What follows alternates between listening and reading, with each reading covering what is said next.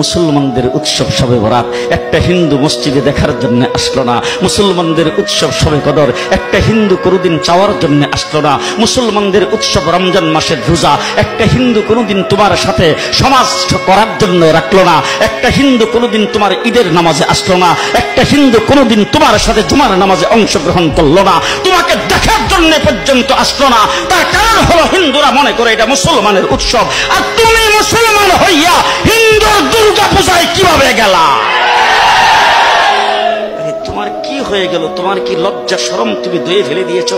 তোমার কি কোনো লজ্জা শরম নাই? লজ্জা শরম নাই? আবার কি সুন্দর বলতেছ, ধর্ম যার যার উৎসব সবাই। হাই হাই হাই, ও মুসলমান যুবকেরা ভালো করে শোনো, ধর্ম যার যার উৎসব সবাই, তাইলে বিয়া যার যার বউ তো সবাই।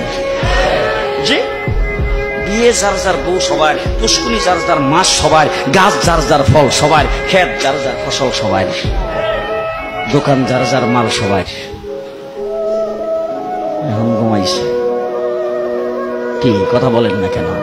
তাহলে আমার দোকানের মাল যদি আমার হয়, আমার ক্ষেতের ফসল যদি আমার হয়, আমার গাছের ফল যদি আমার হয়, আমার গাছের নারিকেল যদি আমার হয়, আমি বিয়ে করলে বউ যদি আমার হয়, মুসলমান আমার পুষ্কুনির মাছ যদি আমার হয়, তাইলে ধর্ম যার উৎসব তার।